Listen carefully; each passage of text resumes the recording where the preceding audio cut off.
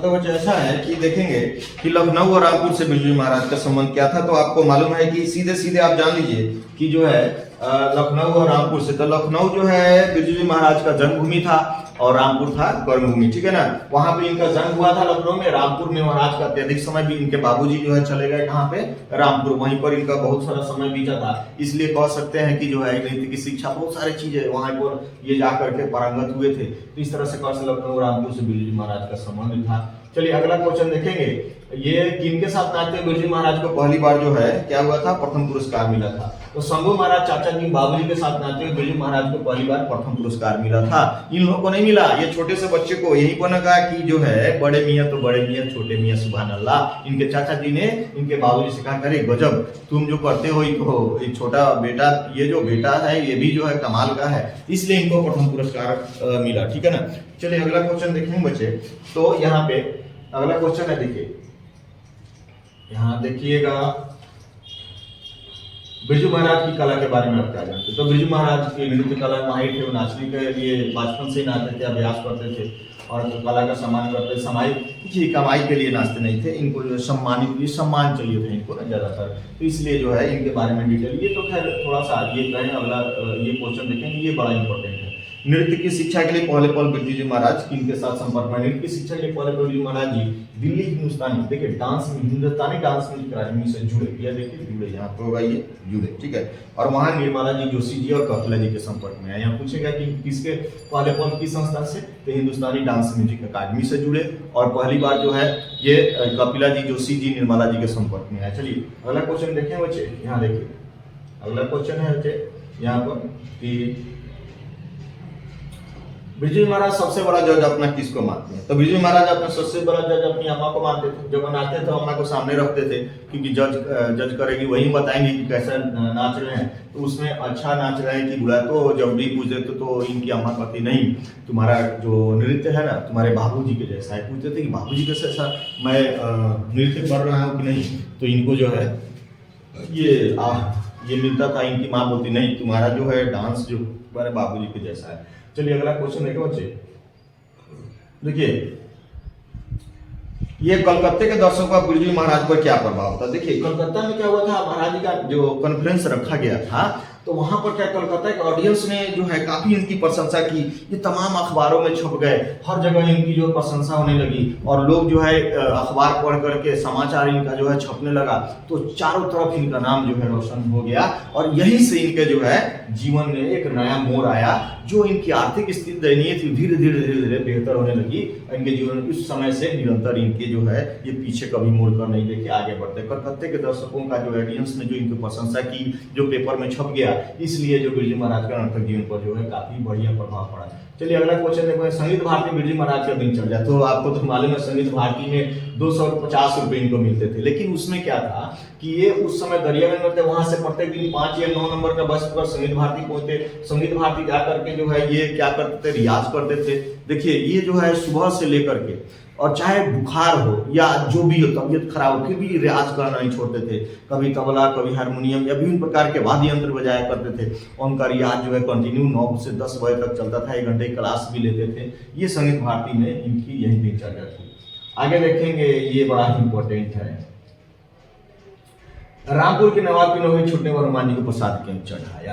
तो रामपुर के नवाब की नौकरी छोड़ने पर जो है देखिए यहाँ पर जो है हनुमान जी को प्रसाद चढ़ा, क्योंकि महाराज 6 साल की उम्र में नवाब साहब को नाचने के लिए उनको जो प्रेशराइज करते थे। इनके पिताजी को कहते थे कि ये नहीं नाचेगा तो तुम भी नहीं नाचोगे, नौकरी छूट जाएगी, ये वो विभिन्न प्रकार के। इनको पिताजी को ये चीज अच्छा नहीं लगता था कि जो है उनका जो है जो कारोबार है, जो ही करते हैं नाचते हैं, वही उनके बेटा करे, इसलिए इनको पसंद नहीं था।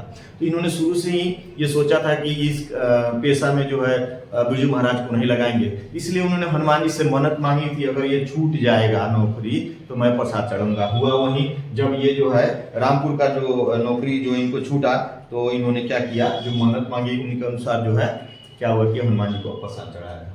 चलिए अगला देखिए, अगला क्वेश्चन है बच्चे, अभिनयों की बात करेंगे। लेखक अभिनय अपने साथ क्या लेके गए थे, कितना दिन तक रहे, उनकी उपलब्धि क्या थी। देखिए ये जो लेखक थे अशोक वाजपेयी की बात करें तो 19 दिन तक रखे थे बच्चे, 19 दिन तक रहे। और वहां अपने साथ जो है क्या ले गए थे, हिंदी के टाइपराइटर, 3-4 पुस्तकें, कुछ संगीत के टेप्स, और उसके बाद जो है वहां रह करके उन्होंने ये उपलब्धि हुई कि 19 दिनों में 35 कविता और 27 गद्य, है ना, 19 दिन में इन्होंने 35 कविताएं और 27 गद्य लिख डाले थे। ये उनकी उपयोगिता थी। तो ध्यान दीजिएगा कि आबिनो जब वहां पहुंचे थे तो वहां कितना दिन है, 19 दिन। वहां एक टाइपराइटर भी ले गए थे हिंदी के, और कुछ टेप्स वगैरह गाने के लिए गए थे। ये दिमाग में रखिएगा, ये बराबर पूछा जाता है, इसमें देखिएगा बच्चे। अंत तक देखेंगे, बहुत सारे देखते हो, थोड़ा इसको देख करके जाने। देखिए ये बच्चे, देखिए ये आपको ये हो गया। अगला क्वेश्चन देखेंगे। अगला क्वेश्चन बच्चे मछली शीर्षक, बड़ा इंपॉर्टेंट है। मछली शीर्षक की बात करें तो झोले मछली लेकर बच्चे जो है दौड़ते हुए पतली गली में क्यों घुस गए, देखिएगा। तो झोले मछली दौड़ते पतली गली में घुस गए कि इस गली से घर नजदीक पड़ता था, दूसरे रास्तों में भीड़ हो गई थी, तीसरा क्या काम था कि बूंदाबूंदी शुरू हो गई थी, और चौथा ये सोचते थे कि ये जल्दी नहीं जाएंगे तो शायद मछलियां जो है उसमें मर जाएंगी झोले में। कितनी मछलियां थी जरा कमेंट करके बताएंगे बच्चे। तो चलिए इसमें देखेंगे, ये दिमाग में रखिएगा। ये अगला क्वेश्चन देखिए, मछलियों को लेकर बच्चे की अभिलाषा क्या थी। तो आपको मालूम है मछलियों की लेकर बच्चे क्या, उनकी इच्छा क्या थी, अभिलाषा क्या थी। तो अभिलाषा थी कि पिताजी से एक मछली मांगेंगे और कुएं में डाल करके इसको बड़ी करेंगे, जब जी होगा निकालेंगे बाल्टी से और खेलकर फिर कुएं में रख देंगे। यही अभिलाषा थी बच्चे। जबकि जानते हैं आप लोग, देखिए हमारे आप लोग तो देखिए, ये हम शुरू से ही कह रहे हैं, सोशल जो है बड़ी इंपॉर्टेंट है। आप 300 नंबर आर्ट्स की बात करें तो संस्कृत, हिंदी और सोशल आपका कंप्लीट हो गया। समझ लीजिए कि आपको 400 प्लस में आप चले जाएंगे बच्चे। इसको देख लीजिए ना, चूंकि सोशल में हम पहले ही बताए थे कि वही रहेगा, आज भी मैं बता रहा हूं कि हिंदी में यही रहेगा। इसको कंप्लीट अंत तक देखिए, 2 बार देख लीजिए ना, इसको कंप्लीट हो जाएगा। ये इधर उधर नहीं देखिए बस। अरे अरे कहता हूँ भग्गू किसके पीछे भागा। तो संतु क्या किया था, एक मछली लेकर के भाग गया था, और उसी के पीछे पीछे जो है क्या हुआ कि मछली को मतलब लेने के लिए भग्गू भी पीछे पीछे भागा। उसको डर था कि कहीं भग्गू क्या था कि इसको कुएं में न डाल दे और उसको पिताजी से पिटाई होगी। तो ये दिमाग में रख लिए। कि अगला क्वेश्चन देखें बच्चे, संतु क्यों उदास हो गया। अब देखिए संतु की अभिलाषा क्या थी कि पिताजी से मछली मांगेंगे, कुएं में डाल के बड़ी करेंगे। लेकिन अब क्या हुआ, मछली को जीवित पालना था, लेकिन अब धीरे धीरे दिख रहा था कि मछली अब काटी जाने शुरू होगी, अब मछली कट जाएगी, मछली मर जाएगी। तो इसलिए वो उसकी अभिलाषा पूर्ण नहीं होने वाली थी। इसको देख करके संतु जो है उदास हो गया। अगला क्वेश्चन देखते बच्चे, ऐसा है, अरे अरे कहता है किसके पीछे भागा तो ये हो गया। अब चलिए डुमराव की महत्ता की बात करें। डुमराव देखिए, शहनाई वादक बिस्मिल्लाह खां की बात करेंगे। यहाँ पर बिस्मिल्लाह खां की बात, डुमराव की महत्ता किस कारण से है। डुमराव की महत्ता जो है, शहनाई में जो देखिए जो रीड का प्रयोग होता है ना, शहनाई के आगे का जो रीड होता है वो आपको कहाँ मिलता है, डुमराव मिलता है। वहां एक नरकट घास होता है ना, उसी से वो रीड बनाया जाता है ना। तो जो एक विशेष प्रकार नरकट से बनाई जाती है वो डुमराव के सोन नदी किनारे पाई जाती है ना। इसलिए जो है डुमराव ज्यादा काफी महत्वपूर्ण है, वहीं से जाकर के लाना पड़ता है ना। तो इसके वजह से जो है वो नरकट घास के वजह से डुमराव जो है काफी फेमस है। चलिए अगला क्वेश्चन देखें बच्चे। अब आया कुलसी मलवायन। देखिए एक संगीतमय कचौड़ी की बात करें तो सुन लो, तुम लोग हंस देते हो, इस संगीतमय कचौड़ी की बात करते हैं।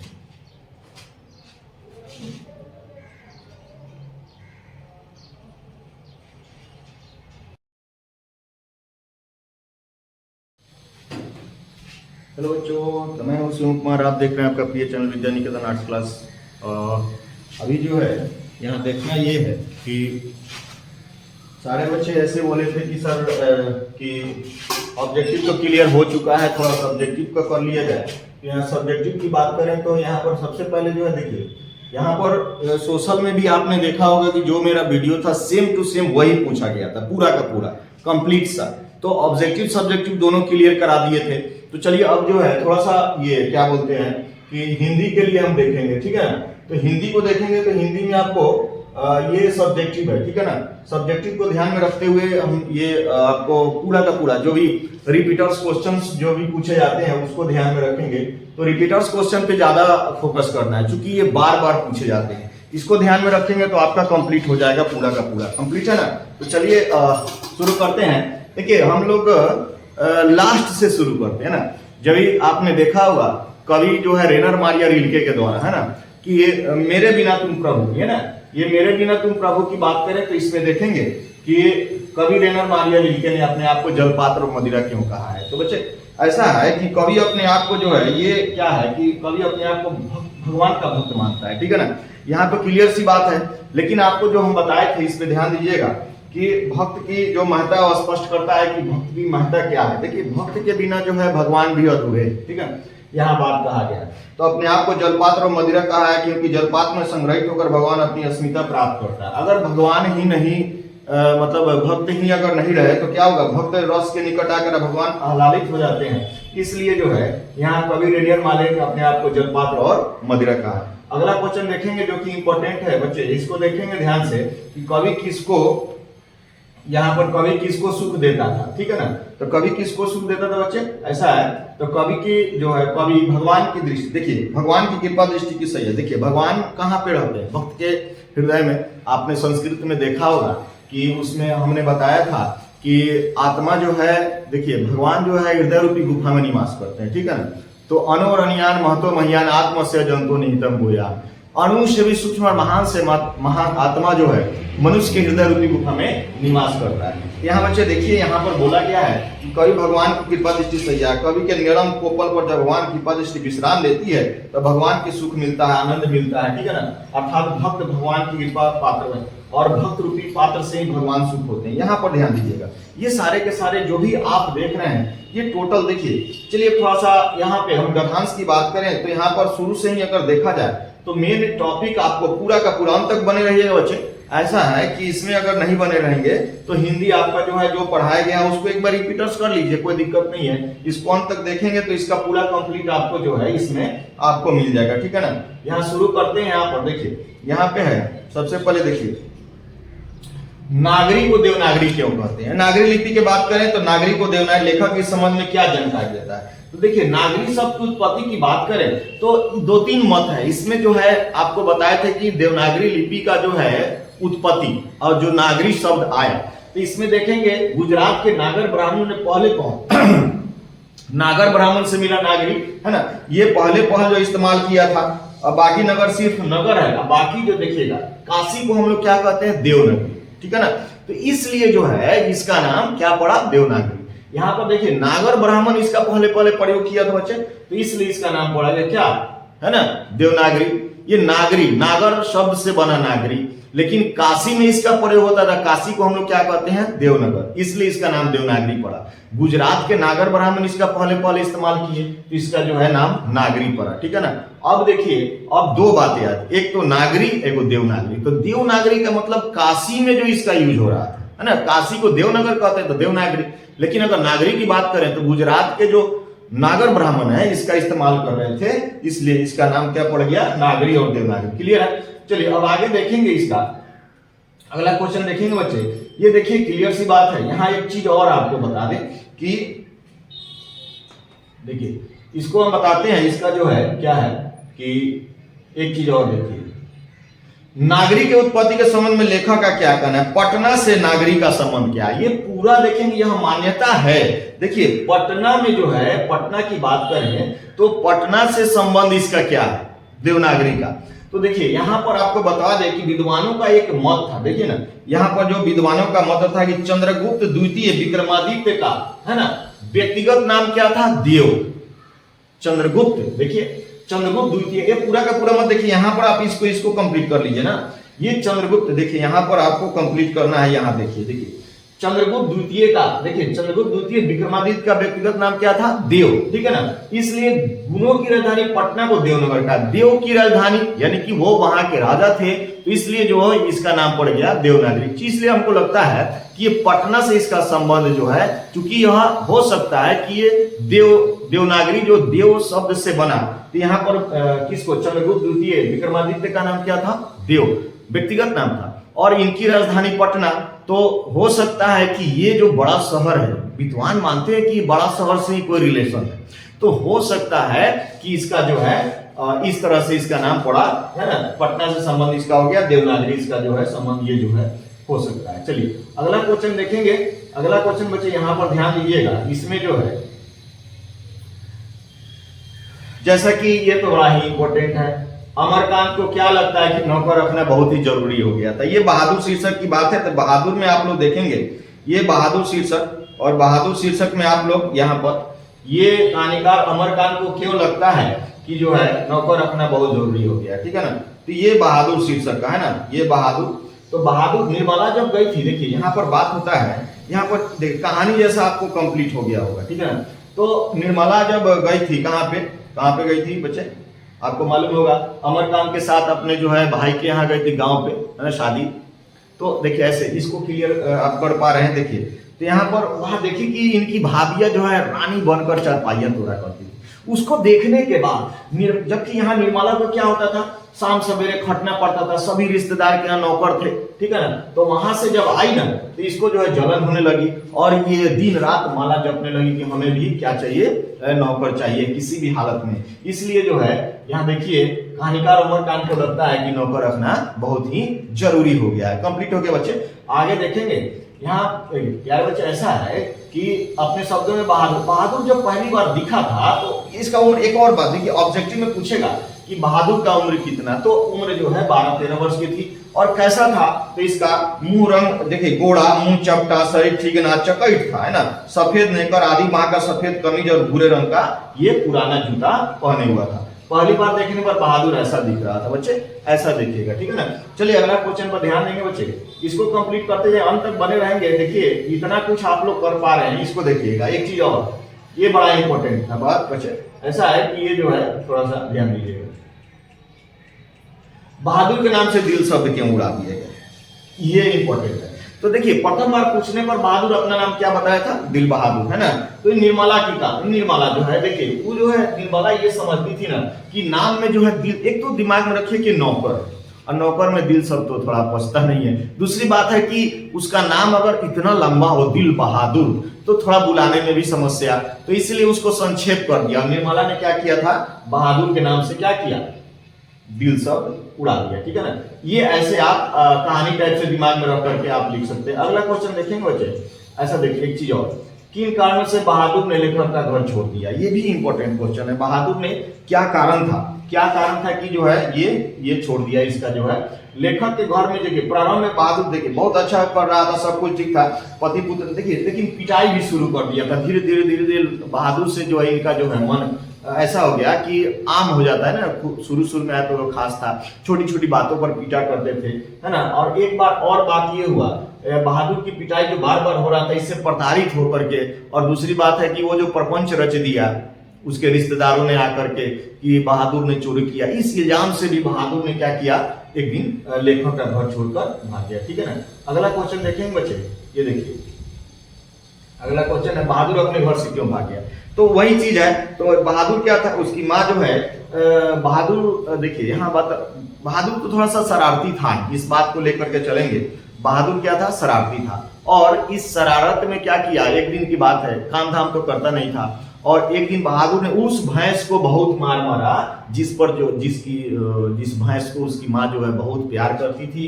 और हुआ क्या, इस तरह से माँ जो क्या थी, उस भैंस की मार की काल्पनिक कल्पना करके बहादुर को, जितना बहादुर मारा था ना भैंस को, उससे दुगुनी पिटाई कर दी इस तरह से। और अब बहादुर का मन माँ के प्रति जो है फट गया, और लड़का जो है धीरे से जो है क्या हुआ, चुपके से रात में जो है क्या हुआ, घर छोड़कर भाग गया। चलिए अगला क्वेश्चन देखिए बच्चे, ऐसा है कि घर और रिश्तेदार ने कैसा प्रपंच रचा। देखिए घर और रिश्तेदार, देखिए प्रपंच रचा, एक साजिश के तहत बहादुर पर जो है चोरी का इल्जाम लगा दिया। क्योंकि वे लोग खाली हाथ आए हुए थे, और रिश्तेदार जब खाली हाथ आए थे तो उन्होंने ऐसा एक प्रपंच रचा।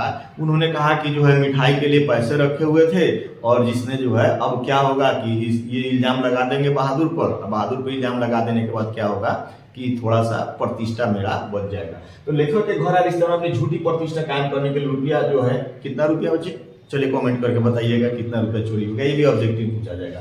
तो उन्होंने बहादुर को इस चोरी का दोषारोपण किया, इस पर आरोप से बहादुर को पिटाई लगी।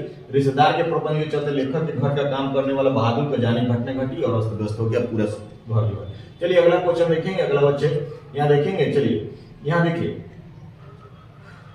निर्मला को बहादुर के चले जाने पर किस बात का अफसोस हुआ। बात ये था, देखिए जब रिश्तेदार की सच्चाई का आभास हुआ कि ये झूठा इल्जाम लगाया गया था, और यह बात समझ में आ गई कि बहादुर निर्दोष था, तब निर्मला को पश्चाताप हुआ। एक बात का और कि वो बिना बताए और बिना कुछ लिए यह जो है घर छोड़कर चला गया, यहाँ तक कि अपना जो सैलरी था वो भी वहीं पर छोड़कर चला गया। इस तरह से दिमाग में रखिएगा कि ये जो है इंपॉर्टेंट क्वेश्चन है, ये मोस्ट इंपॉर्टेंट है, ये बराबर पूछा जाता है। अगला क्वेश्चन देखिए बच्चे, यहाँ देखिए, बहादुर पर ही चोरी का आरोप क्यों लगाया गया। देखिए एक क्वेश्चन आता है कि बहादुर पर ही चोरी का रिश्तेदार ने सोचा, यहाँ देखिए ये रिश्तेदार ने सोचा कि नौकर पर आरोप लगाने से लोगों को लगा कि ऐसा हो सकता है नौकर पर, क्योंकि बहादुर पर ही जो चोरी का ये बहादुर पर जो है लगा दिया गया बहादुर पर, तो इससे क्या हुआ कि लोग मान जाएंगे कि हाँ ये जो है बहादुर चोरी कर लिया। क्योंकि नौकर पर आरोप लगाना बहुत ही आसान है,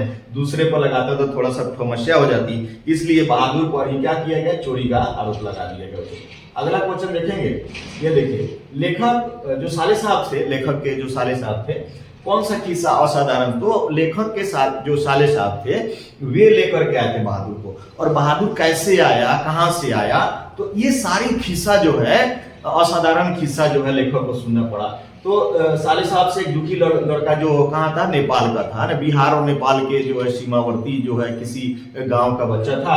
इस किस्सा को उन्होंने ये बताया कि यह नेपाली लड़का है और इसका बाप क्या चीज मारा गया था, युद्ध में मारा गया था ना, उसकी माँ सारे भरण पोषण करती है। ये सारे किस्से जो है उनको सुनाई।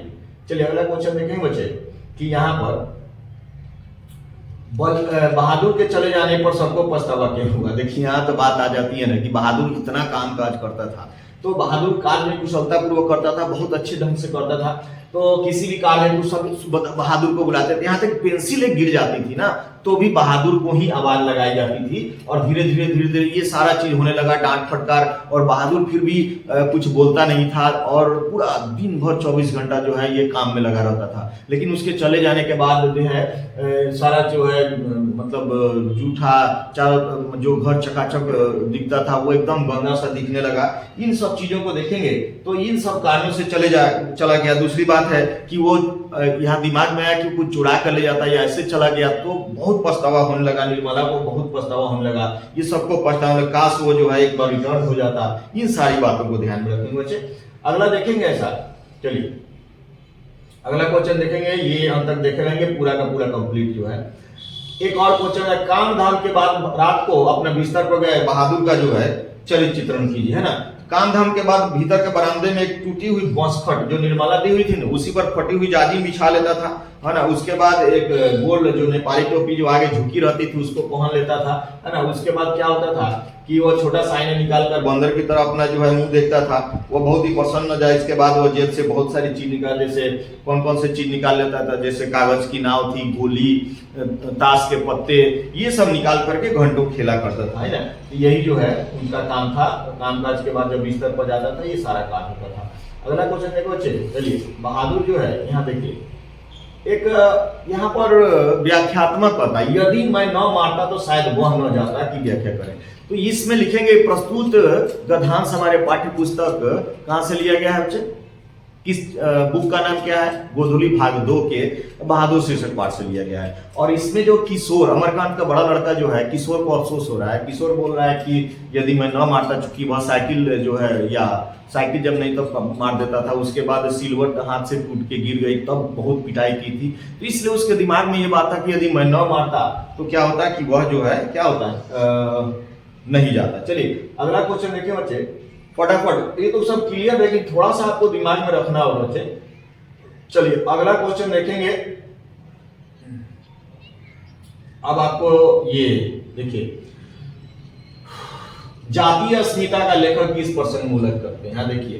तो जातीय अस्मिता का लेखक जो है, यहाँ देखिए जातीय अस्मिता का, देखिए एक जातीय अस्मिता की बात करें तो साहित्य के विकास में जाति की भूमिका विशेष होती है। जन समुदाय जब एक व्यवस्था दूसरे व्यवस्था में प्रवेश करती है तब उनकी अस्मिता नष्ट हो जाती है, और मानव समाज बदलता है, अपनी पुरानी अस्मिता कायम रखता है। जो तत्व अपना मानव समुदाय के जाति के रूप में संगठित करते हैं, उनमें इतिहास, है ना, संस्कृति, परंपरा के आधार पर जो है ये सारे के सारे जो है मतलब साहित्य परंपरा का जो ज्ञान का भाग हो जाता है। इसलिए जातीय अस्मिता लेखक जो इसी प्रसंग में जो है उसका महत्व बताते हैं। अगला क्वेश्चन देखेंगे बच्चे कि साहित्य का कौन सा पक्ष अपेक्षाकृत अस्थायी होता है। देखिए यहाँ पर साहित्य मनुष्य के संपूर्ण जीवन संबंध, आर्थिक जीवन के अलावा मनुष्य एक प्राणी के रूप में भी अपना जीवन बिताता है ना। अब जो है साहित्य में उसकी भूमिका बहुत सी आदि भावनाएं प्रतिफलित होती है जो उसे प्राणी मात्र से जोड़ती है। इस बात को बार बार कहने कोई हानि नहीं कि साहित्य विचारधारा मात्र नहीं है, उसमें मनुष्य का इंद्रिय बोध, उसकी भावनाएं भी व्यतीत होती है। साहित्य यह अपेक्षाकृत अस्थायी है, क्योंकि जो है साहित्य, एक बात और है कि साहित्य चाहे वो अमीर हो या गरीब हो, इससे कोई बहस नहीं होता है, वो अस्थायी होता है। क्योंकि आगे देखेंगे अगला क्वेश्चन बचे, इसको अंत तक देखते रहेंगे, इसमें पूरा का पूरा कंप्लीट हो जाने वाला है आपका, ठीक है ना। बहुजातीय राष्ट्र की हैसियत से भारत का कोई मुकाबला नहीं कर सकता। संसार का कोई भी देश, यहाँ देखेंगे संसार का कोई भी देश बहुजातीय राष्ट्र की हैसियत से इतिहास को ध्यान में रखे तो भारत का मुकाबला नहीं कर सकता। यह राष्ट्रीय एक जाति दूसरी जातियों पर राजनीतिक प्रभुत्व कायम करके स्थापित है ना, वह मुख्यतः संस्कृति और इतिहास की देन है, ठीक है ना। तो मूल्यांकन महत्वपूर्ण नहीं है, अन्य देश की तुलना में इस राष्ट्र के सामाजिक विकास में कवियों के विशिष्ट भूमिका है। इसलिए हम कह सकते हैं कि जो है बच्चे कि ये बहुजातीय राष्ट्र की हैसियत से कोई भी देश भारत का मुकाबला नहीं कर सकता। हालांकि जो है अगला क्वेश्चन देखेंगे, अगला क्वेश्चन ये देखिए, प्रमाणित करके देखिए, यहाँ साहित्य सापेक्ष रूप में स्वाधीन होता है, ये पराधीन नहीं होता है, स्वाधीन होता है, ध्यान दीजिएगा। तो साहित्य जो है सापेक्ष रूप में स्वाधीन होता है बच्चे, है ना। कि इसको प्रमाणित करने तो लेखक ने कहा कि गुलामी अमेरिका और एथेंस दोनों में थी, ठीक है ना, परंतु सारे यूरोप को प्रभावित किया। देखिए एथेंस की सभ्यता ने सारे यूरोप को प्रभावित किया। गुलामों को अमेरिकी मालिकों ने मानव संस्कृति को कुछ भी नहीं दिया। पूंजीवादी विकास यूरोप के तमाम देशों में हुए। राफेल जो होते हैं, ये देखिए लियोनार्डो विंची, माइकल एंजेलो, जितने भी लोग थे इनकी बात करें तो ये बता देंगे साहित्य जो है हमेशा कुछ ना कुछ करने की गुंजाइश बनी रहती है। अतः साहित्य सापेक्ष रूप में क्या होता है कि स्वाधीन होता है। अगला क्वेश्चन देखेंगे बच्चे, यहाँ ध्यान दीजिएगा कि यहाँ देखिए अगला क्वेश्चन, ये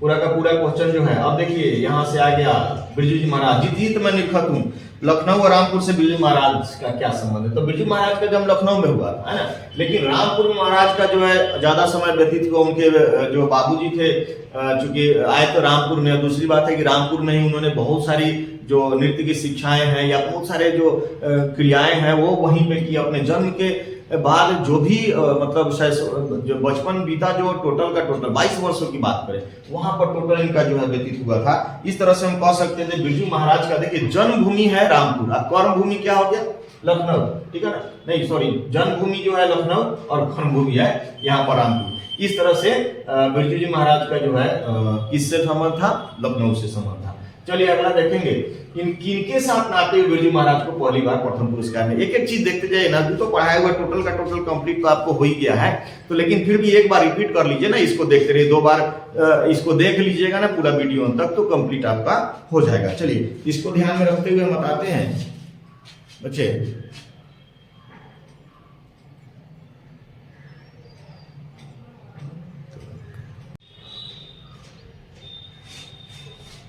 चलिए तो देखते हैं संगीतमय कचौड़ी की बात करते हैं। कुलसुम हलवाई का ये तो फेमस था इनका संगीतमय कचौड़ी की बात करें, कुलसुम हलवाई की बात है, ठीक है ना। तो ये जो है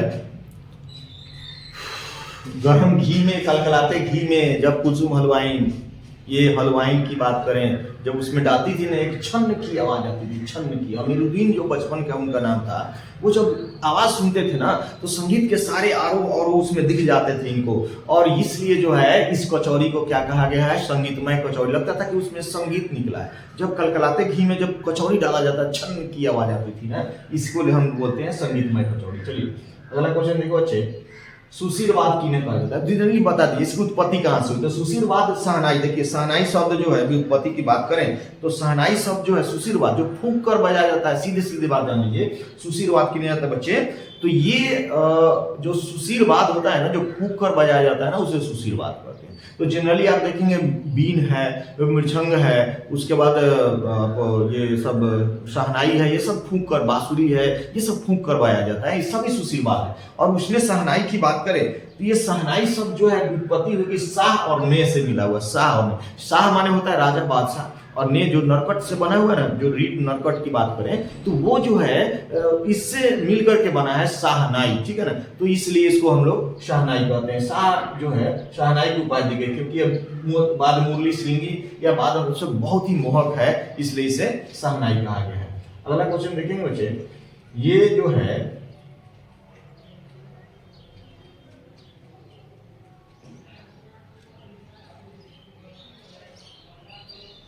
देखिए, बिस्मिल्लाह खां जब काशी से बाहर रहते थे तो उनका प्रदर्शन देखिए। बिस्मिल्लाह खां जो है बाहर रहते थे तो ये काशी विश्वनाथ से इनका पूरा लगाव था। ये धर्म की दृष्टि में ऐसा नहीं था, ये मुस्लिम थे और हिंदू के मतलब धर्म के बारे में वो ज्यादा रेस्पेक्ट नहीं करता, ऐसी बात नहीं थी।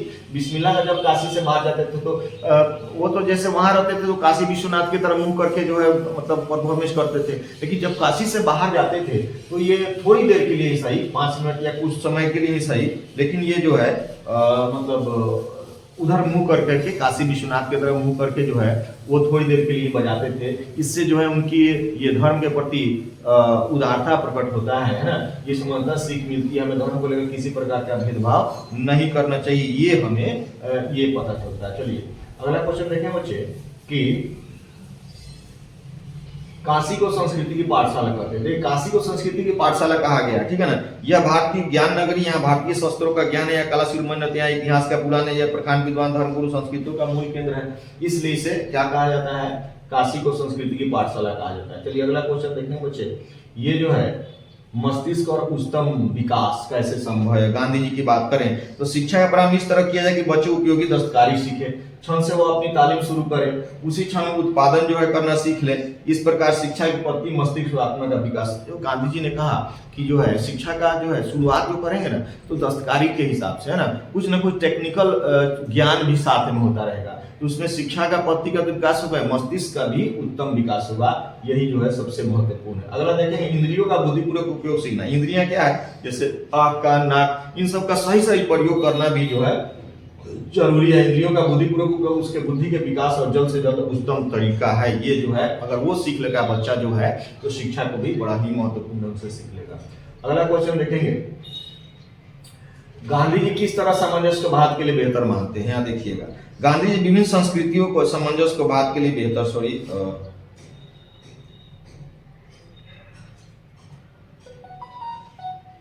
यहाँ देखेंगे तो स्वयं भी भारतीय जीवन से प्रभावित हुए सामंजस्य कुदरती तौर पर स्वदेशी ढंग से होगा, जिसमें जो प्रत्येक संस्कृति के लिए अपना उचित स्थान सुरक्षित रहेगा। तो विभिन्न संस्कृतियों का सामंजस्य अगर हो जाती है तो भारतीय जीवन को प्रभावित किया और स्वयं भी भारतीय जीवन से प्रभावित हुई। यह सामंजस्य कुदरती तौर पर स्वदेशी ढंग का होगा, विदेशी ढंग का नहीं होगा, तो ये जो है बेहतर मानते हैं गांधी जी। अगला क्वेश्चन देखेंगे बच्चे, शिक्षा का ध्येय गांधी जी क्या मानते थे, क्यों। तो शिक्षा का ध्येय चरित्र निर्माण, सबसे पहले दिमाग में रखिएगा, शिक्षा का जो ध्येय है ना वो सबसे पहले जो है चरित्र निर्माण है बच्चे। शिक्षा का ध्येय है चरित्र निर्माण, ठीक है ना। तो चरित्र का निर्माण सबसे महत्वपूर्ण है। तो चरित्र का निर्माण शिक्षा के माध्यम से मनुष्य को शिक्षा का ध्येय जो है, शिक्षा का उद्देश्य की बात करें तो सदाचार गुणों का विकास होना चाहिए। चरित्र निर्माण से सामाजिक उत्थान होगा, साहसी और सदाचारी व्यक्ति के हाथों में समाज का संगठन होगा, है ना, सौंपा जा सकता है, यही शिक्षा का मेन उद्देश्य है। चलिए अगला क्वेश्चन देखें बच्चे, यहाँ देखिए, दूसरी संस्कृति से पहले अपनी संस्कृति की गहरी देखिए समझ होनी चाहिए, दिमाग में रखेंगे तो दूसरी संस्कृति देखिए, दूसरी संस्कृतियों की समझ और कदर स्वयं अपनी संस्कृति कदर होने से देखिए उसे हजम कर लेने के बात होनी चाहिए, पहले हरगिज नहीं, क्योंकि संस्कृति इतने रत्न भंडार से भरी हुई है देखिए, जो कि सर्वप्रथम अपनी संस्कृति की जानकारी होनी चाहिए। हम अपना जानकारी अगर प्राप्त कर लेते हैं तब दूसरे की बात करें तो बेहतर होगा। इसलिए दूसरी संस्कृति की जानकारी या जो कुछ भी है वो उसको करने से पहले, उसको जानने से पहले अपनी संस्कृति, चूंकि हमारे संस्कृति में इतना रत्न भंडार भरा हुआ है जो विश्व के किसी भी संस्कृति सभ्यता, देखिए हमारे इंडियन कल्चर एंड सिविलाइजेशन की बात करें तो ये इंटर में भी आपको पढ़ना होगा बच्चे, इंडियन कल्चर एंड सिविलाइजेशन जब आप लोग ऑफलाइन में जब पढ़ेंगे हमारे पास, तो उस समय आपको बताएंगे कि गांधी जी ने उस समय इंडियन कल्चर एंड सिविलाइजेशन के बारे में क्या कहा है। हमारी भारतीय सभ्यता संस्कृति में जितने रत्न भंडार भरा हुआ है शायद ही किसी चीज में भरा होगा। चलिए अगला क्वेश्चन देखेंगे बच्चे, यहाँ जो है गांधी जी कताई और धुनाई से ग्रामोद्योग द्वारा सामाजिक क्रांति से कैसे संभव। देखिए गांधी जी ने शुरू से ही कहा कि हस्तकरघा जो है, कताई और धुनाई की बात करें, शुरू से ही उन्होंने खादी पर विशेष ध्यान दिया था। और ग्रामोद्योग के संबंध में, ग्राम में उद्योग हुआ तो हमको बाहर जाने की जरूरत ही नहीं पड़ेगी। ऐसी शांति सामाजिक क्रांति का अग्रदूत बनेंगे अगर हम लोग जिसे अत्यंत दुर्गामी परिणाम भरी इसे नगर और ग्राम दोनों का जो है स्वास्थ्य पर नैतिक आधार होगा। ये समाज की मौलिक आरक्षित व्यवस्था वर्गों का परस्पर जो बड़ी बड़ी बुराइयों को दूर करने में जो है करने बहुत सहायता मिलेगी। इससे ग्रामीण जनजीवन विकास होगा, गरीब अमीर का प्रकृति भेदभाव समाप्त हो जाएगा, है ना। अगला क्वेश्चन देखेंगे। देखिए अब आया गुरु कृपा। अब गुरु नानक की बात करें तो गुरु की कृपा से युक्ति की पहचान, किस युक्ति से? कवि कहते हैं कि ब्रह्मा साक्षात्कार। देखिए परम ब्रह्मा परमेश्वर जो है हमारे अंदर जो समाहित होते हैं, उसका सबके अंदर है लेकिन सब कोई जान नहीं पाता। कभी कहते हैं ब्रह्मा साक्षात्कार होने का लोभ मोह ईर्ष्या दोष निंदा ये सब छोड़ देंगे, इससे जो है रहित होंगे, तभी जाकर हमें ब्रह्मा से साक्षात्कार होगा। ब्रह्मा की सानिध्य के लिए संसारिक विषयों से रहित होना होगा। ब्रह्मा प्राप्ति इस युक्ति की पहचान से गुरु कृपा से प्राप्त है। गुरु की कृपा होगी ना तो ब्रह्मा से साक्षात्कार हो जाएगा। अगला क्वेश्चन देखें बच्चे। कवि की दृष्टि में ब्रह्मा का निवास क्या है? तो ब्रह्मा का निवास जिसमें हर्ष शोकते रहे नियारो, जो व्यक्ति खुशी में, दुख में, सुख में, हर चीज में जो है उस पर कोई प्रभाव नहीं पड़ता है, सब तरह से एक तरह से रहे, संसारिक विषयों की आसक्ति से रहित हो, संसार के जो मतलब मोह माया से दूर हो, वही जो है वही उसी के हृदय में जो है, जिसमें लोभ लालच मोह माया जिसके हृदय में नहीं है, उसी में जो है ब्रह्मा का निवास है। गुरु नानक यही बोलते हैं कि जिसके अंदर ये सारे चीज नहीं होते हैं, लोभ मोह इन सारी चीजों से रहित होता है, उसी के अंदर ब्रह्मा का निवास होता है। चलिए बच्चे अगला क्वेश्चन देखेंगे।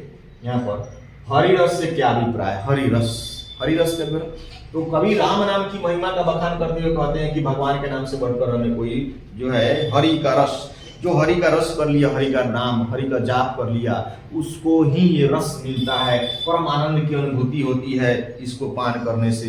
यही तो हरि रस है बच्चे। अगला क्वेश्चन देखेंगे। ये रसखान ने माली और मालन किन्हें कहा है? तो देखिए माली और मालन कवि ने, रसखान ने किसे? कृष्ण और राधा को कहा है। क्योंकि जिस प्रकार जो है फूलों की बगिया माली और मालन से लहलहाती होती रहती है, वैसे ही कृष्ण और राधा से जो है ये प्रेम रूपी जो है वाटिका जो है हरदम जो है लहलहाती और खुशहाल रहती है। इसलिए रसखान ने माली और मालन किन्हें कहा है। मेरी बात को ध्यान में रखेंगे, इस पे ना ध्यान अगर है तो कम से कम मेरी बात को ध्यान रखें, अंत तक बने रहेंगे। अब जो है ये पूरा कंप्लीट सारे के सारे कृष्ण को क्यों चोर कहा गया है, जबकि बताया कवि का अभिप्राय है। तो यहाँ देखिए राधा के प्रेम में मुग्ध हो जाते हैं। क्योंकि यहाँ पर क्या होता है कि यदि आपको एक बार जायजन नैनन लगे हो, जिस दिन कृष्ण से वो जुगल रूपी से नैन लग जाता है ना, तो वो दिल को चुरा लेते हैं। इसीलिए कृष्ण को जो है चित्त चोर कहा गया है ना, ये चोर कहा गया है। युगल रूप में रह जाता है इंसान, जो है शुद्ध बुद्ध खो बैठता है, दिल उनका चोरी हो कर लिए जाते हैं। इसलिए जो है कृष्ण को क्या कहा गया बच्चे? ये चोर कहा गया है। चलिए अगला क्वेश्चन देखेंगे बच्चे।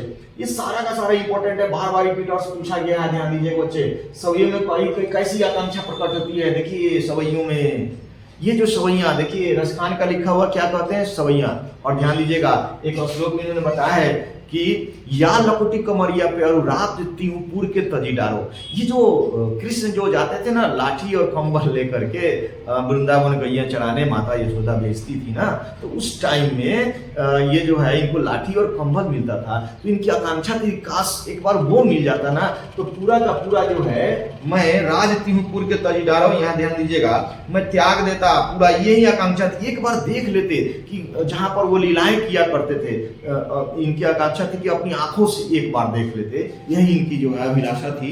ये बच्चे ध्यान दीजिएगा, ये इनकी अभिलाषा थी कि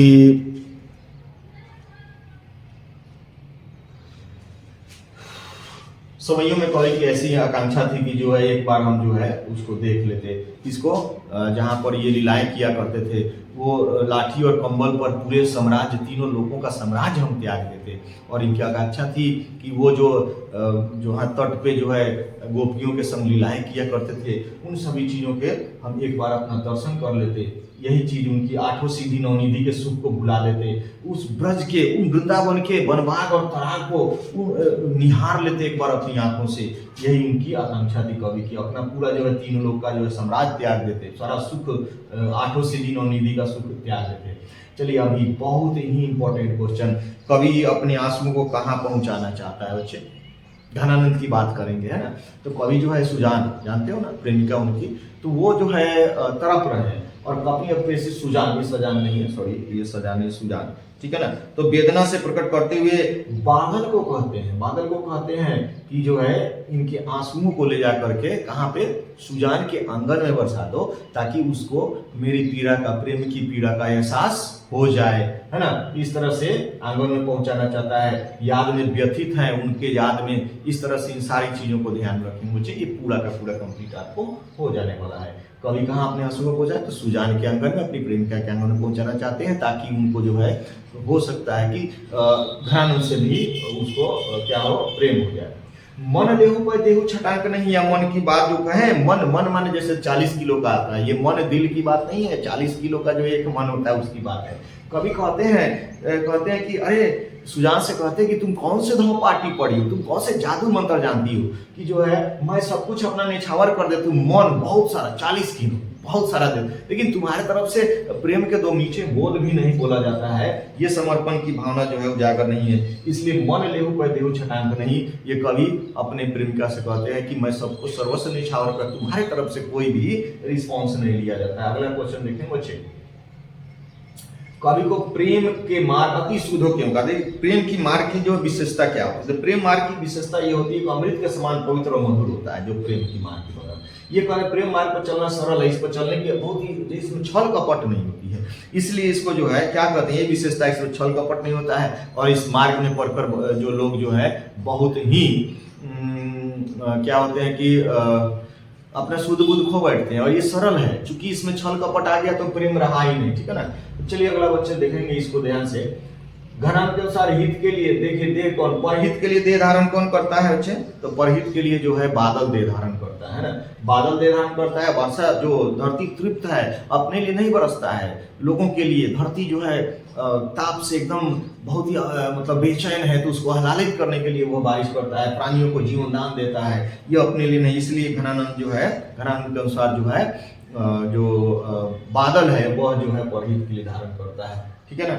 चलिए अगला क्वेश्चन देखें बच्चे, यहाँ पे पूरा का पूरा कंप्लीट हो जाएगा, हर चैप्टर का कंप्लीट आपको करवा रहे हैं, तो अंत तक देखते रहिए बस। घनानंद ने द्वितीय छंद में किसको संबोधित किया? द्वितीय छंद में बादल को संबोधित किया है, और वो अपने बताया कि मेघ के माध्यम से जो अपनी गृह वेदना को जो है घनानंद ये सुजान तक पहुंचाना चाहते हैं कि उसके आंगन में ले आकर के मेरे आंसुओं को बरसा दो, ताकि जो है उनको इनकी याद आ जाए, ठीक है ना। तो ये सारी बातें दिमाग में रखेंगे बच्चे। तो ये जो है अगला क्वेश्चन देखेंगे।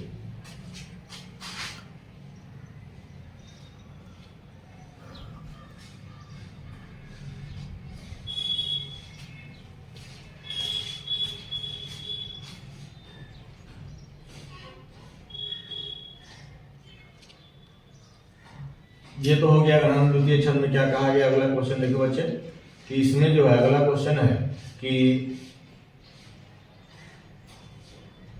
कवि प्रेम के मार्ग को अति शुद्ध क्या कहा है? तो वही तो बता रहे हैं, अति शुद्ध कहा है, प्रेम के मार्ग को अति शुद्ध क्यों कहा है? तो प्रेम के मार्ग को अति शुद्ध इसलिए कहा है कि बहुत ही सरल पवित्र होता है, इसमें छल कपट नहीं होता है, ये चीज हम पहले ही बता दिए हुए हैं। चलिए अगला क्वेश्चन देखेंगे। कवि समाज किस वर्ग की आलोचना करते हैं? यहाँ पर स्वदेशी की बात करें तो उत्तर भारत में कैसा समाज स्थापित होगा जहाँ लोग अंग्रेजी बोलते हैं, अंग्रेजी भाषण करते, यहाँ पर अंग्रेजी विदेशी बात विचार रहन सहन खान पान सभी जो है उसका प्रयोग होने लगा है। तो वैसे लोगों को, वैसे समाज की आलोचना करते हैं जिनका शान बान जो है बोल चाल सभी के सभी जो है विदेशी हो गया है, इसलिए इनकी आलोचना कवि कहते हैं। दूसरी बात है कवि ने डाफाली किसे कहा है? देखिए दास वृत्ति बढ़ रही है, जो नौकर चाकर रखने लगे हैं, अपना से कोई काम नहीं करते हैं, दास वृत्ति। तो ऐसे लोगों को जो अपनी प्रशंसा, झूठी प्रशंसा का डाफ मैंने डफली नहीं बजाया जाता है, तो अपनी प्रशंसा का जो डफली बजाते रहता है ना, उसको कवि ने डाफाली किया है। ये पश्चात सभ्यता संस्कृति का झूठा जो है ये डफली, अपनी प्रशंसा का, झूठी प्रशंसा का डफली बजाते हैं, इसे हम लोग ये डाफाली कहते हैं। अगला क्वेश्चन देखिए बच्चे, ये जो देखिएगा कवि को भारत माता भारतीयता क्यों नहीं दिखाई देती है? क्योंकि यहाँ पर कवि बताते हैं कि सभी लोग विदेशी रंग में रंग गया है, उनकी बोलचाल। हाट में जाकर देखिए, बाजारों में पूरा का पूरा विदेशी माल भरा हुआ है। तो भारत में देखिए जितनी भी क्रियाएं हो रही है सब विदेशी टाइप का हो गया है ना, पश्चात सभ्यता संस्कृति से परिपूर्ण हो गया है। रहन सहन, खान पान, बाल वगैरह बढ़ा लेना, लड़कियों लड़के सभी का सभी जो है स्टाइल सभी चेंज हो गया है विदेशी। इसलिए कवि को भारत में भारतीयता जो है अब दिखाई नहीं पड़ती है। बच्चे अगला क्वेश्चन देखेंगे, भारत को अपने घर में प्रवासिनी क्यों? प्रवासी किसे कहा जाता है? जो बाहर से आया है, ठीक है ना, और उसके साथ जो है मतभेद है, उसके साथ जो है अपने जैसा व्यवहार नहीं होता है। तो भारत अंग्रेजी जो है, अंग्रेजी गुलामी के जंजीरों में जकड़ा भारत माता की बात करें तो अब जो है भारत माता जो है इस बात को लेकर के काफी ही दुखित है कि जो है चुपचाप अपने पुत्रों पर किए गए अत्याचार को देख रही है।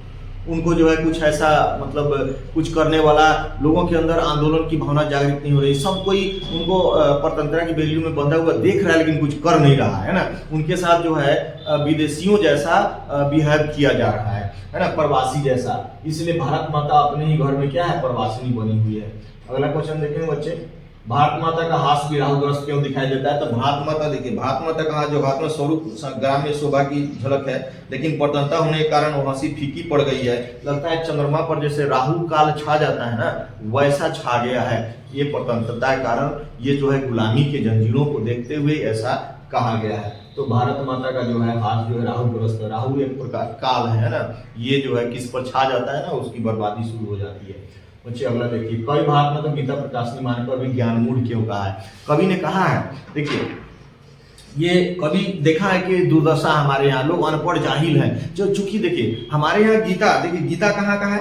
गीता जो है, गीता हमारे यहाँ, गीता का उपदेश है, गीता का जो भी ज्ञान की बातें वो सारे के सारे हमारे यहाँ रचित है। लेकिन फिर भी ये जो हमारे यहाँ के जो लोग हैं इससे जो है अनभिज्ञ है, उसको लोग जानता नहीं, असाक्षर बना हुआ है। इसलिए कवि ने जो है इसको क्या कहा है, ज्ञान मूढ़ कहा है लोगों पे। यहाँ के गीता प्रकाश में, गीता का प्रकाश हमारे यहाँ है, गीता हमारे यहाँ रचित है, लेकिन जो है यहाँ के लोग उससे अनभिज्ञ है, उसको ज्ञान का कहीं कुछ नहीं है, पढ़ा लिखा साक्षर नहीं है, यहाँ साक्षरता नहीं है, इसलिए इसे ज्ञान मूढ़ कहा गया है। चलिए अगला देखें बच्चे कि जो है कवि दृष्टि में आज के देवता कहाँ है? तो कवि की दृष्टि में जो है खेतों खलिहान में मिलेंगे, जो खून पसीना बहा करके मेहनत मजदूरी कर रहे हैं, सड़कों पर कहीं गिट्टी तोड़ रहे हैं, खेतों खलिहानों में जो है जो परिश्रम कर रहे हैं, आज के देवता वो हैं और वो खेतों और खलिहान में मिलेंगे। ये बड़ा इंपॉर्टेंट है। अगला क्वेश्चन देखेंगे, दिल का दृष्टि में समय के रथ का घर घर नाथ के यहाँ। देखिए तो हम लोग गुलामी के जंजीरों में, देखिए हमारे यहाँ बात कर राष्ट्र कवि दिनकर की बात करें तो ये जो है बताते हैं कि राजन साथ जनता की जागृति का उजागर करते समय के चक्र को लोग को ध्यान आकृष्ट किया है कि अब लोग जाग चुका है। और जो पराधीन लोग जो थे वर्षों से जो है मतलब ये गुलामी के जंजीरों में जो है झेल रहे थे सबको, लेकिन धीरे धीरे धीरे अब उनके अंदर जो है राष्ट्रवाद की भावना जागृत हो गई है, ठीक है ना। और अब जो है वो लोग उन जो शासित करने वाले लोग हैं उनको जो है चेतावनी दे रहा है कि सुनो, अब जो है रथ पर सवार होकर के आम जनता आ रही है और लोकतंत्र का नया जो है उदय होने वाला है। उस रथ की पहिया के चलने वाला जो नाद है ना, जो आवाज है ना, उसी को घर घर नाद कहा गया है ना। ये देखेंगे, मेरी बात को सुनिएगा, ये जो है देख रहा है लिखा हुआ नहीं, मेरी बात को एक बार सुनिएंगे बच्चे। चलिए अगला क्वेश्चन देखें बच्चे, ये जो है पूरा मैराथन होगा, पूरा का पूरा कंप्लीट आज आपका कंप्लीट हो जाएगा। अगला देखेंगे कि कवि के अनुसार किन लोगों की दृष्टि में जनता को फूल जो है दूध मुही बच्ची कहा है? तो अंग्रेजी सरकार जो भारत की जनता को अबोध समझ कर प्रलोभन देती है। जैसे बच्चों को चॉकलेट दे दिया जाता है, कोई खिलौना दे करके बजा दिया जाता है, वैसे ही हम लोग पर इतना अत्याचार होता है और थोड़ा बहुत कुछ दे करके हम लोग को जो है इसको उलझा दिया जाता है, मना लिया जाता है। तो इसलिए उनके जो अंग्रेज हैं उनके दृष्टि में जो है हम लोग जो है भारतीय लोग जो है क्या है, दूध मुही बच्ची के समान है, जिसको कुछ दे करके हम लोग बहला सकते हैं। भोली भाली जनता जो है अब जाग चुकी है ना, इसलिए वो प्रतिवाद करता है कवि जो है, अब जो है जनता क्या हो गई है कि जाग गई है पूर्ण रूप से, ठीक है ना। तो यहाँ पर ध्यान देंगे, तो इस तरह से इन बातों को देखें। अगला क्वेश्चन देखें बच्चे, यहाँ देखिए, देवता मिले खेतों में खले पौधे के माध्यम से, कवि किस देवता की बात करते हैं? तो वही मेहनत कश मजदूर की बात करते हैं, जो खेतों खलिहानों में परिश्रम कर रहे हैं, उसी को आज का देवता कहा गया बच्चे। तो इसको चलिए, ये हम पहले ही बता चुके हैं। अगला क्वेश्चन देखेंगे, देखिए हिरोशिमा की बात करें तो ये जो है इस अनुच्छेद में जो है वो निकलने वाला जो सूरज कहता था, तो आणविक बम का प्रचंड गोला था जो कृत्रिम रूप से बनाया गया था, है ना। वो एटम बम जो आणविक बम था, इसी को वो क्षितिज से न निकला है, कहाँ से निकला है, आसमान से नहीं गिरा है, वो नहर के चौक पर जो है धरती का सीना फाड़ दिया है ना। तो इस तरह से कविता के पत्र में निकलने वाला सूरज आणविक बम का जन्म गोला है, और इस तरह प्रतीत हो रहा है कि क्षितिज से निकल धरती फाड़ करके जो है निकलता है, ये बात है। अगला क्वेश्चन देखिए, हिरोशिमा में उसकी साखी के रूप में क्या है, तो वहाँ की दीवारें जली हुई जो है, झुलसे हुए पत्थर, ये सारे चीज विध्वंस, वहाँ का टूटी फूटी सड़कें, घर की दीवारें जो छाया के रूप में है, जो वही हिरोशिमा में साखी के रूप में है। चलिए अगला क्वेश्चन बच्चे, पदवी क्षण की दोपहरी, यानी कि जब हिरोशिमा में जब बम का जो है प्रहार हुआ था, तो एक बार लगा कि उजाला हो गया, पूरा का पूरा उजाला हो गया, पूरा जो उसकी चिंगारी, उसका जी जो अग्नि जो है चारों तरफ फैल के उजाला हो गया, और पल भर में ही पूरा चारों तरफ अंधेरा हो गया, गुब्बारे, धूल का गुब्बारा उड़ने लगा था। तो इस तरह से लगा कि एक क्षण के लिए तो पूरा का पूरा क्या हुआ, उजाला हुआ, और तुरंत अंधेरा हो गया। इसीलिए इसे प्रज्वलित क्षण की दोपहरी कहा है कि दोपहर में तुरंत प्रज्वलित, क्षण भर के लिए प्रज्वलित हुआ, बहुत ही उजाला हुआ, और धीरे से जो है पूरा का पूरा समाप्त हो गया। अगला क्वेश्चन देखिए, मनुष्य की छाया कहाँ और क्यों पड़ती है, तो मनुष्य की छाया जो है हिरोशिमा की धरती पर दिशाहीन होकर, चूंकि छाया प्राप्त करने के लिए कुछ ऑब्जेक्ट चाहिए ना, कुछ चाहिए ना, छाया कहाँ बढ़ता है, कोई पर्दा चाहिए ना, तो लेकिन वहां तक कुछ बचा ही नहीं, पूरा का पूरा समाप्त हो गया, टूटी फूटी सड़कें, कहाँ जाकर के जो है पत्थर छाया प्राप्त, इधर उधर झुलसे पत्थरों पर छाया जो है दिशाहीन होकर पड़ रही है। ये जो हिरोशिमा का जो है बात करेंगे, ये पूरा का पूरा ऑफलाइन में भी आप लोगों को पूरा बता दिया गया है। सभी बच्चे जो देखेंगे, जितने भी बच्चे जो ऑफलाइन में यहाँ पढ़ते हैं, अभी आप लोग बस थोड़ा सा आर्ट्स बचा हुआ है, ये संस्कृत और हिंदी आपका जो है 90% जो है निकाल लीजिए, पूरा का पूरा आपका जो है 400 प्लस में आना ही है। छाया दिशाहीन होकर क्यों गुजरते हैं, चूंकि वहां कुछ रहा नहीं, ये जो है छाया चूंकि छाया प्राप्त करने के लिए किसी न किसी ऑब्जेक्ट की, पर्दा की आवश्यकता होती है, अगर वो नहीं रहेगा, चूंकि वहां पर जब ये गिराया गया था, आणविक बम गिराया गया था, तो मतलब जो है सजीव निर्जीव सब समाप्त हो गए थे, इसलिए जो है छाया जो है दिशाहीन होकर सब ओर पड़ रही है। ठीक है ना बच्चे, ऐसा है। आगे देखते रहिएगा,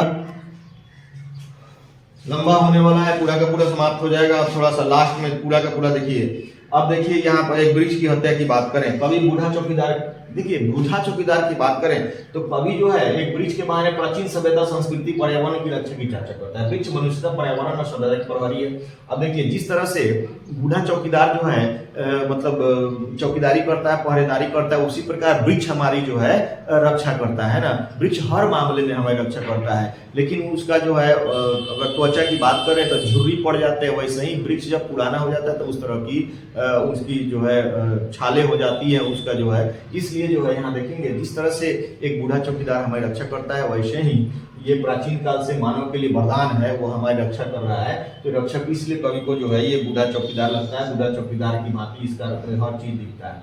अगला क्वेश्चन देखेंगे, कवि किसको घर शहर देश के बाद कवि किन किन चीजों को बचाने की बात करते हैं, क्योंकि सारा का सारा देखिए शहर क्या बन गया है। और शहर की बात करें तो जंगल बन गया है। यहाँ बात करें घर शहर और देश के बाद कवि नदी, हवा, भोजन, जंगल, मनुष्य को बचाने की बात करता है ना।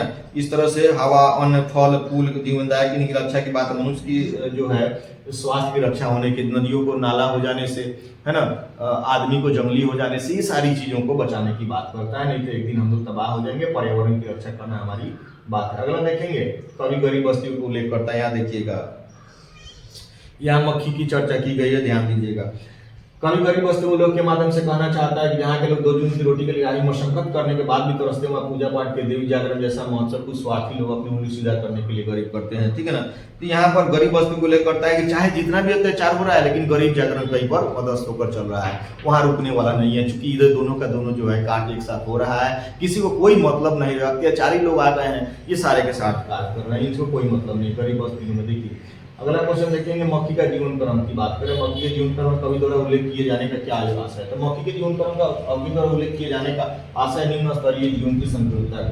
क्योंकि मक्खी का जीवन क्रम बहुत ही कम दिनों का होता है, तो जिस तरह से सारे के सारे जो लोग आ रहे हैं वो मक्खी की तरह जो है माने अत्याचारी लोग उनको मार दे रहे हैं, बहुत जल्दी इनका जो है मृत्यु हो जा रहा है। तो इस तरह से कवि को देखिए वह जीवन क्रम की व्यापकता, कर्मठता और अकर्मठता का बोध कराता है। यही लेकिन मक्खी का जीवन क्रम जो है केवल सुविधा भोगी और परिजीवी जीवन का बोध कराता है ना। ये इसलिए जो है यहाँ पर मक्खी के जीवन क्रम का जो है उल्लेख किया गया। अगला देखेंगे, ये देखिए अक्षर ज्ञान की बात करें अनामिका का। कवित्री के अनुसार बेटे का आंसू कब आते हैं? देखिए बेटा तो क ख ग लिखता है, लेकिन जब अंग पर जाता है तो अंग पर थमक जाता है, वो लिख नहीं पाता है। अंग काफी प्रयास करता है। यहाँ देखिएगा ये तो ड है, ये ड लिखता है ना, यहाँ पर ड लिखता है। उसके बाद जो है यहाँ पर एक बिंदु देता है, तो ये ड को मानता है अपनी माँ का गोद, है ना। इसलिए ये लाख प्रयास करने के बाद भी जब वो इस अंग को नहीं लिख पाता है बच्चे, इस अंग को नहीं लिख पाता है, क्योंकि ये मानता है माँ की गोद है, उसमें बैठा हुआ अपना बच्चा, ठीक है, खुद को अपने माँ की गोद में बैठा हुआ। और ये जब नहीं लिख पाता है ना, लाख प्रयास करने के बाद, तब उसके आंखों से आंसू निकल आते हैं। ये सब विफलता का ये आंसू जो है बच्चे के कवित्री के अनुसार अपने बेटे के लिए बताया गया है। अगला क्वेश्चन देखो बच्चे, खालिश बेचैनी किसकी है बच्चे? खालिश बेचैनी किसकी है? तो खरगोश की है। और वह क से लेकर ख से सीखने क्रम पथ में जिज्ञासा बढ़ता है, बढ़ने को बेचैन हो जाता है। बेचैनी की प्राय लालसा, जिज्ञासा और क्रम का उत्साह है, इसलिए खालिश बेचैनी खरगोश की है। अगला क्वेश्चन देखेंगे बच्चे, बेटे के लिए अंग क्या है? तो बेटे के लिए अंग क्या है? बेटे के लिए अंग जब उसकी माँ का गोद है। देखिए ये ऐसा ड है, ये माँ का गोद है, उसमें बैठा हुआ ये बच्चा अपने आप को मानता है, इसलिए उसकी माँ की गोद समझ करके बच्चा जो है लिखने का प्रयास करता है। बेटे के लिए अंग क्या है? चलिए अगला क्वेश्चन देखेंगे बच्चे, कवि किन के बीच अंधेरे में रहने की बात है? लौट कर आऊंगा। फिर ये बंगाल की बात करें, जीवनानंद की बात करें, संध्या काल में जब ब्रह्मांड में अंधेरे के वातावरण को लौट कर आऊंगा। देखिए अंधेरे में होने की बात किसके अंधेरे में? देखिए वो चाहते हैं अंधेरे का वातावरण जैसे सारस पक्षियों के झुंड में, ठीक है ना, घोंसलों की ओर लौटते हुए सुंदर मनमोहक की लेती है, सुंदरतम दृश्य कवि को भाता है। मनोरम छवि को अगले जन्म में भी देखने की बात करते हैं कि हो सकता है कि उसी सारस पक्षियों के झुंड में मैं एक दिन होऊंगा और एक न एक दिन बंगाल में लौटकर जरूर आऊंगा, ठीक है ना। सारस पक्षियों के झुंड में रहने की बात करते हैं बच्चे। अगला देखेंगे, कवि किस तरह के बंगाल में, तो किस तरह के बंगाल में आने की बात करते हैं? तो जहाँ कपास के तीर हो गए, वन में पक्षी चहचहाट, सारस की सुविधा, देखिए सारस की शोभा अनुपम छवि निर्मित करते बंगाल की अनुपम सुशोभित रमणीय धरती पर कवि पुनर्जन्म लेने की बात करता है, एक दिन लौट कर आने की बात करता है। अगला क्वेश्चन देखें बच्चे, ये कवि अगले जीवन में क्या क्या बनने की, तो क्या क्या बनने की अभिलाषा करता है? देखिए चिड़िया, कौवा, हंस, उल्लू, सारस, ये इस तरह से ये सारे बनने का जो है ये कहते हैं कवि, इसी टाइप से जो है ये बनने की बात करते हैं कवि। चलिए अगला क्वेश्चन देखेंगे बच्चे,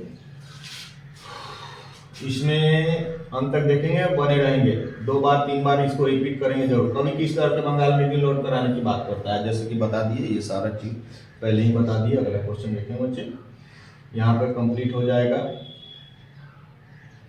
संदार लबादा किस मारिया लिखेगा? संदार लबादा, तो देखिए कवि के अनुसार भगवत भगवान की अवस्था निहित है, भक्त भगवान का निर्धार होता है, लेकिन जब भक्त रूपी आधार नहीं होगा, जब भक्त ही नहीं रहेगा तो भगवान का अस्तित्व ही समाप्त हो जाएगा, उनका जो है संदार लबादा जो है गिर जाएगा। भगवत की चोला पान रखें, ठीक है ना।